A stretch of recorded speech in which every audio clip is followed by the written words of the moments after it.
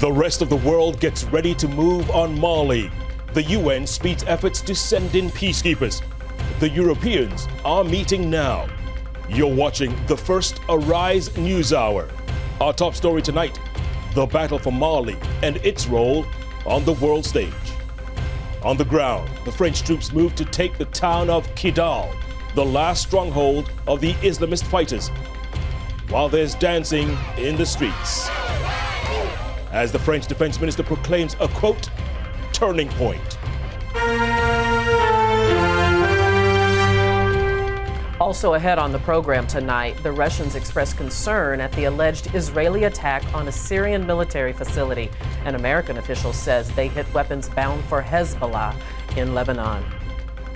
Plus, the inside story of the U.S. drones to be sighted in Niger. We talk live to a leading regional diplomat and get the perspective from the American side. And in business, power set to get pricier in South Africa, how a surge in electricity costs could dim their economy.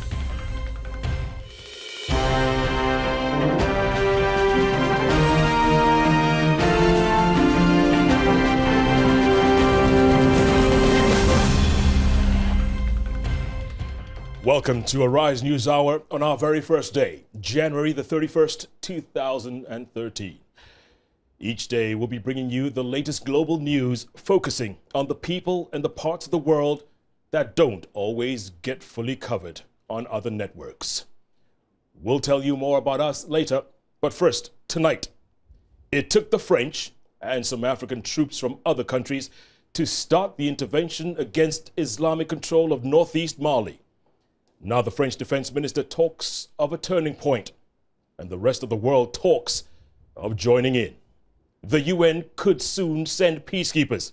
The EU foreign ministers are meeting today. But as the French push into Kidal, the last town held by the Islamists, we ask what the peacekeepers will do, what any peace would look like, and whether the Islamic forces could regroup elsewhere in the region. We'll be speaking live to the Nigerian High Commissioner here in the studios. Overnight, France consolidated its presence in Kidal. There was little resistance. In a moment, we'll get an update from a correspondent in Timbuktu. We'll also explore the debate about the U.S. plan to base surveillance drones in Niger and get the inside view from our experts in America. That's all ahead on this Arise News Hour. But first, we start with the conflict in Mali. I've been monitoring the pictures all day long. They came out in the hundreds to cheer the Niger soldiers passing through the streets of Asanga in northern Mali. They sing that they want to see the liberators with their own eyes and have reason to celebrate. Until recently, they were under the rule of Islamic extremists. There were forced amputations when they took over the town in July. The celebrations come as French troops secured Kidal, the last town occupied by the militants. The French have led the mission, but around 2,000 African troops are in Mali to boost the offensive, and there are more to come. A larger African-led force known as a FISMA is expected to contribute more than 8,000 troops from various countries. A lot of countries are already discussing with these organizations for strategic airlift, and if we can get that as quickly as possible, I'm sure, like I told you, in the next 2 weeks, the troops would be fully in their various locations. Terrorism is not peculiar to Africa; is a phenomenon that is very disturbing to the whole world, and that's why the whole world is rallying around Africans to know that they would get rid of this menace.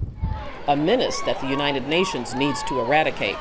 The French defense minister today backed the idea of sending UN peacekeeping forces into Mali, saying France would play a role in any such plan. Mali was also one of the main topics at a meeting of the EU foreign ministers in Brussels, where they are considering sending in troops to train the country's army. In Timbuktu, they are trying to return to normal after being controlled by the Islamists. But for the moment, normality is still a long way away. I'm joined now live here in the Arise News studios by the Nigerian High Commissioner here in London, His Excellency Dr. Dalatu Saki Tarfida. Doctor, Welcome to Arise News. Thank you, Jeff. You've been seeing the stories about Mali, Doctor. Look, it took 8 months. And we're always hearing stories about African solutions to African problems. It took French troops to liberate those towns. Isn't that a little disconcerting? It is, but not quite disconcerting because, as you know, Africans were not yet fully developed. We are developing. Anywhere we went in that part of the continent, as a country, Nigeria, we have done very well. And maybe it's the ability to be mobilized in a short time. That was the problem. Okay, so what happens next now? Because African troops may be sent in under UN peacekeeping forces. Is Nigeria going to take the lead? Because everyone's always looking to Nigeria to take the lead. They have already taken the lead. The president, through the Senate, has already approved the deployment of 1,200 troops, and they are actually in Mali. They are just getting acclimatized and to get the proper directives. We saw the other day at the African Union Summit in Addis Ababa, African leaders tried to, I guess, put up some money to send towards peacekeeping forces. They could only come up with 50 million US. The Europeans held a conference. They came up with another 400 million. Well, are you surprised? We never said Africa is rich.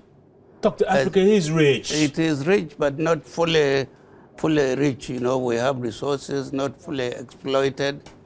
In any case, Nigeria has gone in fully. The military that has been deployed there, 900 of them are soldiers, the 300 are Air Force. The government of Nigeria is spending more than $32 million on them. They've also spent $2 million for the provision of certain amenities in the country there in Mali. And they're also spending $7 million, which are being given again by the president, and things are coming on. Yeah, there's a big fear, High Commissioner, that once the troops go in, African forces go in, they won't be able to secure the towns the way the French have. You think they'll be able to? They will. Including Timbuktu, Gao? They will. We did. We have done that before. We've done that in Sierra Leone. We have done that in Liberia, and we can do it. We have also done that in other parts of the world. You know that. Yes. Once we have the resources, we will do it. Now let's focus on this question of U.S. drones in Central Africa. As we were saying, the Obama administration has signed a deal with Niger to base unmanned aircraft in the northern part of the country.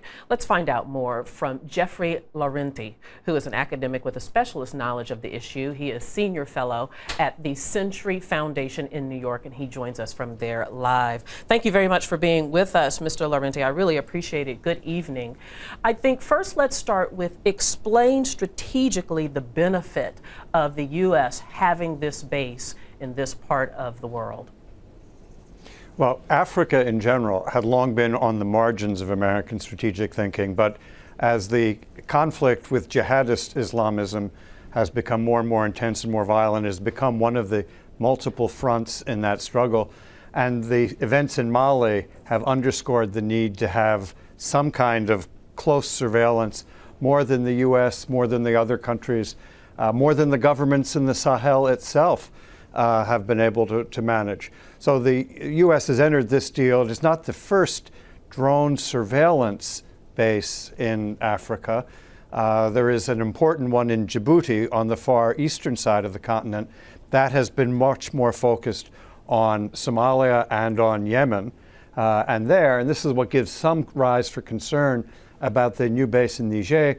There, it has also been believed to be the base for drone attacks. It is the notion of drone attacks rather than surveillance that gives some people heebie-jeebies, gives some people concern about where this might be headed. But in terms of surveillance, as the ambassador of Nigeria just said a moment ago, I think that countries throughout the region are quite happy to have this additional layer of surveillance and, they hope, protection.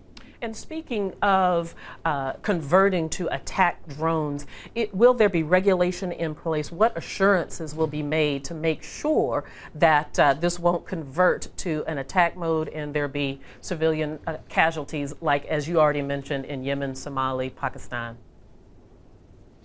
Right. Well, none of us has seen whatever the basing agreement is. For those who have concerns about the slippery slope or the camel's nose under the tent, there is no guarantee that once you put drones at a location that they will never be, if the situation becomes dire and emergent enough, their conversion to use in the actual battlefield. That's certainly not the Obama administration's intention at the moment. But as far as we know, there is no ironclad guarantee against that happening, other than the resistance of Africans generally, that they don't want that. Remember, during the whole Cold War, Africa had been determined not to get caught into militarization between East and West. And there has been, even with the African command that the U.S. Army has created, there is no place in Africa itself that is willing to host that headquarters. That has to be headquartered in Europe. So the notion of stepping across the line to militarization would be a significant step that undoubtedly would occasion a good deal of debate. And the whole issue of drone attacks is now coming under intense international scrutiny. It's been quite popular in Washington until recently. Even in Washington, you are now beginning to hear some calls for creating some rules of the road governing them. I wonder if this drone base might put the government of Niger in jeopardy with the other countries in the region, perhaps being seen as being a puppet of the United States. Is there a danger of that? Well, for the jihadists, there is certainly the risk that they would be seen as active rather than passive collaborators with the Americans, with the infidels, if you will. But governments across the Sahel, governments across West Africa more broadly, all feel the kind of pressure that the heat down their backs coming from the Al-Qaeda-style jihadist groups. As the ambassador from Nigeria indicated, Boko Haram in Nigeria, a homegrown ally of this movement, is certainly seen by most Nigerians as exactly that kind of threat. So the government in Niger is calculating surely that it is protecting itself by stepping forward and offering itself to base the surveillance. And surveillance is not the same as military attacks, but let's face it, any of these governments may face the same kind of potential unrest that was seeded in Mali, and the same potential for Islamist attack. Mr. Jeffrey Renti of the Century Foundation, thank you so much for joining us. We appreciate your perspective. Emotions are running high in South Africa as electricity is set to get pricier. Michael Wilson has more on that and the rest of the business news. Michael? Thanks so much, Debbie. Power prices could surge 16% a year over the next 5 years in South Africa. The country's power utility company, Eskom, is trying to raise 300 million rand to build 5 new power stations. New electricity generation is crucial to the economy, particularly the mining and metal industries, which have lost billions of rands during the country's notoriously frequent power cuts. And it isn't just South Africa suffering from blackouts. In Nigeria, for example, power outages cost the economy $1 billion a year. I spoke to Chris Yelland, energy analyst at EE Publishers in Johannesburg.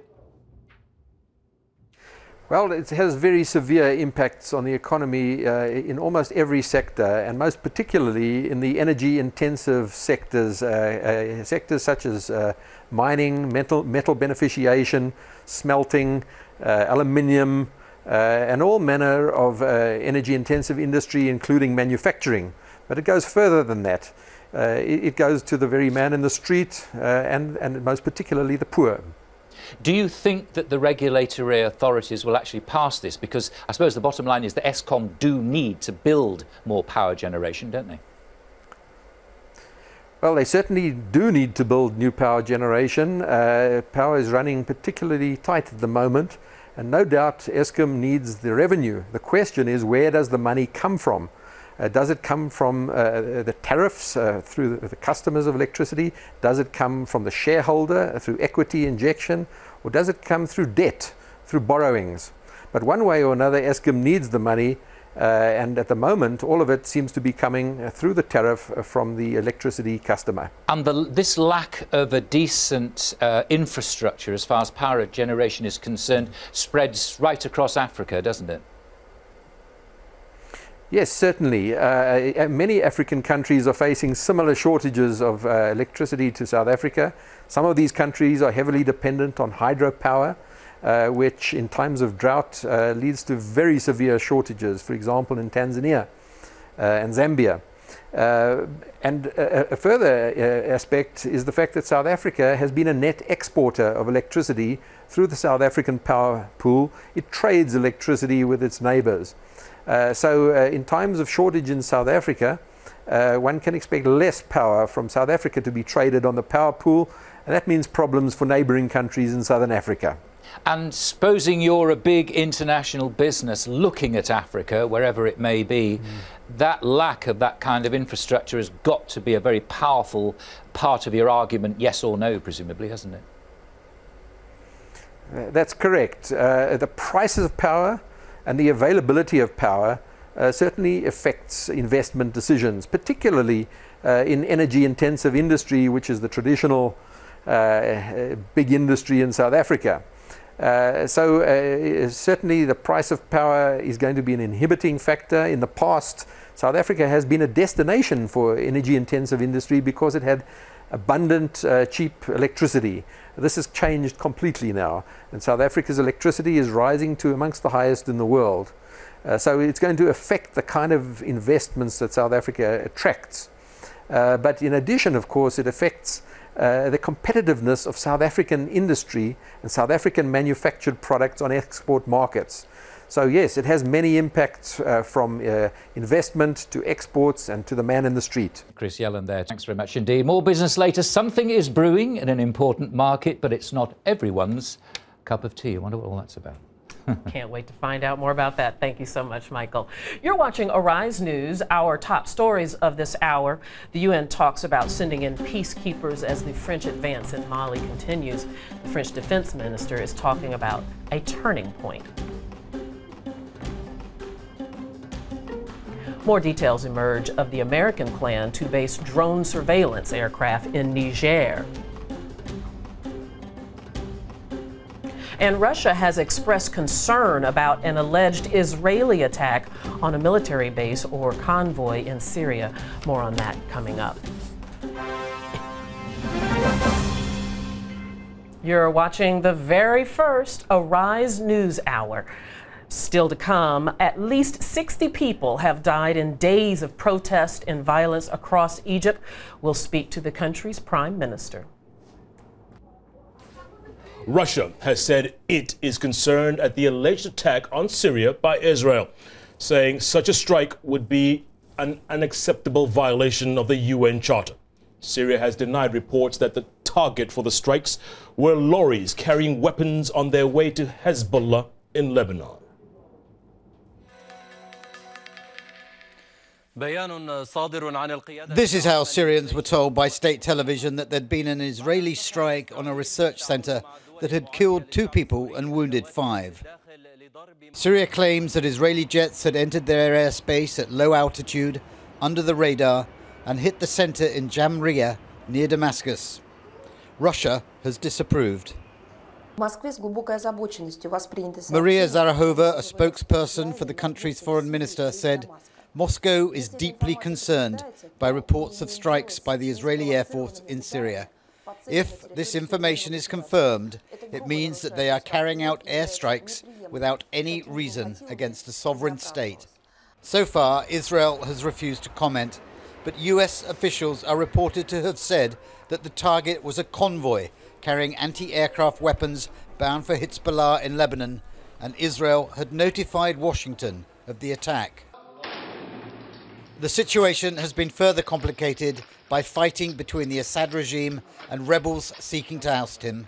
They have said it was them and not Israel that carried out the attack. So far, the ongoing civil war has sapped Assad's power and threatens to deprive Hezbollah of a key supporter, a situation which Israel is watching very closely. Nick Jennings, Arise News. He's been a critic of the Chinese leadership for decades, but the prominent artist Ai Weiwei refuses to be silenced. His every move is watched by the police, but he spoke to Arise's Danny Vincent about China's new leadership, corruption, and how the country's success is at the sacrifice of human rights. It's not so easy speaking to Ai Weiwei. His studio home here in Beijing is littered with 15 state security cameras. The Chinese government watches every move. A year ago, he was detained for 81 days for criticising the party. He may be China's most celebrated artist, but to the Communist Party, he's a menace and dissident. What future do you think this new leadership brings to ordinary Chinese people? I don't think there is a new leadership. I think so far we haven't seen anything new. Ai Weiwei has had a busy 24 months. First, he was detained secretly by state security. Then he beat a court case which accused him of tax evasion. Charges his supporters say were politically motivated. Yes, it is very extremely difficult. Not only my situation, but a lot of people, writers, internet users, has been taken by police, and the whole situation is not getting better. China is in the midst of an important transfer of power. Later this year, these 7 men will be responsible for ruling 1/5 of the world's population. But is this ageing political system capable of dealing with the problems of modern China? Do you think this way is sustainable in the future? I don't think this is sustainable because without democracy, China have so much problems. Recent days, you see the air conditions of Beijing, environmental problems, and resource problems, and education and corruption. So this is this kind of political situation created a tremendous problem. China's economy has created unparalleled wealth, but there's also growing pressure for government accountability. There are thousands of mass protests every year. They protest against land grabs, corruption, the state of environment. For Ai Weiwei, these protests offer a warning to other nations looking to copy China's model of growth. Chinese so-called success also is very hard to be copied, because this is really an authoritarian society. Its success only sacrifice millions of people's rights, and also sacrifice the future. Today, Ai Weiwei is a free man, though he's not allowed to leave the country. The internet is his forum for debate. The way the next leadership decide to treat critics like Ai Weiwei may give the world an indication of what China may look like politically in the future. But for now, Ai Weiwei and the rest of us will have to wait. The way China treats activists like Ai Weiwei may offer somewhat of a litmus test into how open China will be regarding discussions about its political future. It also gives us an opportunity to see what sort of superpower China is likely to become. Danny Vincent, Arise News, in Beijing. South Africa's richest black man has pledged to give away some of his fortune. Michael Wilson has that story and the rest of the business news. Michael. Thanks, Jeff. Patrice Motsepe is South Africa's first and only black billionaire, and is joining the Giving Pledge campaign started by Warren Buffett and Bill Gates. Motsepe is the founder of African Rainbow Minerals, which is interested in iron ore, coal, nickel and copper. He says the money will be used to improve the lives of poor South Africans. Motsepe has an estimated net worth of $2.65 billion, according to Forbes magazine. That makes him Africa's 8th richest person. The world's biggest tea-growing nations, including Kenya, Malawi and Rwanda have joined together to form the International Tea Producers Forum. Its primary aim is to promote and develop sustainable tea production, but its critics say it's a cartel that could push up the price of a cup of tea. With me now is Bill Gorman, Executive Chairman of the UK Tea Council. I mean, I know that OPEC has a sort of cartel as far as Texas tea is concerned. Is this a cartel that you're trying to create? Well, from the producer's point of view, I think there is a political desire that a tea producers forum could influence the supply chain. But I think the reality in the marketplace is that it is unlikely to do that in the same way that the OPEC cartel doesn't really influence. But you do want to sort of stabilise prices, don't you? Because it's a very fragmented market at the moment in terms of producers. Well, we've got 36 countries in the world producing tea on a commercial basis. I think the complaint that producers had in the 80s and 90s was a valid one, but they were partially contributing to the problem. It's very much supply and demand. They were producing too much tea that the world wasn't consuming. But as we moved into the 2000s, in the last 4 or 5 years, producers have been enjoying very healthy returns.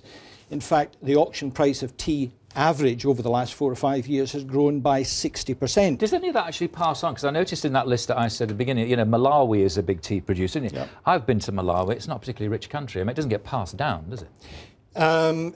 No, it hasn't always been passed down in the volumes that people would have liked, but certainly in the last 5 or 6 years it has. All producing country nations now are enjoying revenues way and above the production. That? I mean, so what they're worried about prices for if they're raking it in? Well, as I said, it's a political aspiration to start with, and the reality in the marketplace is that some significant climatic changes in India, extended monsoon seasons, extended dry seasons in East Africa, have disturbed the normal supply route.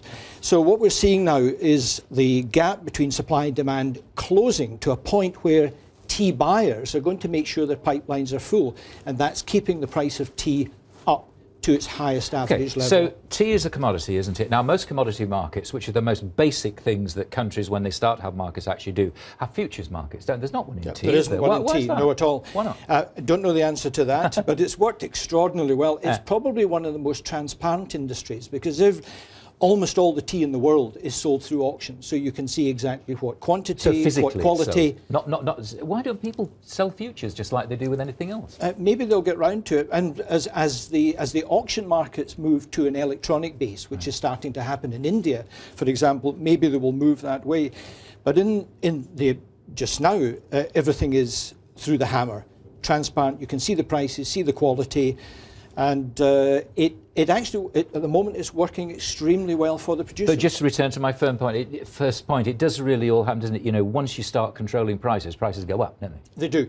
Well, of course, those producing nations that you mentioned produce 2.5 million tonnes of tea a year. That's a lot of tea.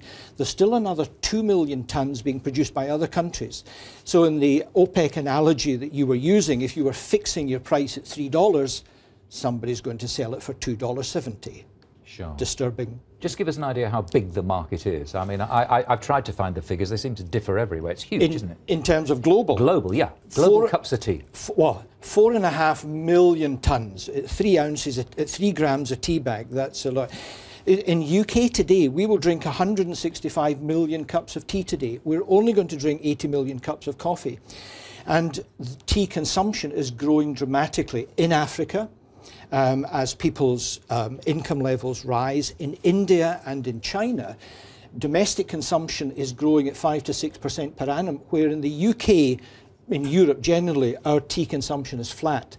So it's other nations that are actually taking up the excess tea that was being produced. Are you a bag man, if I can put it like that, or are you a leaf man? Well, do you know that they actually can produce inferior quality loose leaf tea? I'm a bag man because it's convenient and what have you. And right through Africa now, tea's being served through a bag, through Asia and what have you. So the bag is the future. The interesting development is, of course, that loose leaf tea is now being put in charming little pyramid bags that you can see through. So the loose leaf tea boys are not, and girls, are not going to lose out. They are still going to be able to sell the product, but in a convenient format. Debbie, in the United States, you do not know how to make a cup of tea. I mean, let's get to the bottom of this. You don't, do you? Well, we feel like we know how to make it suitable for us, but we probably don't know how to make it suitable for you. But I wonder, Mr. Gorman, you talked about the increase in tea consumption globally. How do you account for that? Is that a concerted marketing effort, or just has the consumption grown sort of organically and become more popular? Very good question. But two fundamental points is that population growth. We're now at 7 billion in the world. And in countries like India and China, where the rural poor have been moving up the economic scale, they're now buying tea that mothers and fathers and grandparents weren't able to afford some time ago. And the producers, the question about this tea producers forum, I think, is a really good one, because we're not planting any more tea. In the next 10 years, it's estimated that India may actually be a net importer of tea. Wow. As domestic consumption in other parts of the world accelerates. So we've got an interesting, when I come back here in 10 years' time, we may actually be having quite a different conversation about the supply and demand strategies for tea-producing nations. Shall we hold him to that? 10 years' time? We'll find out. Indeed. Bill Gorman, thanks very much. I want some Earl Grey all of a sudden. And with that, we thank you for joining us. Hope to see you again here tomorrow. Thank you. Cup of tea.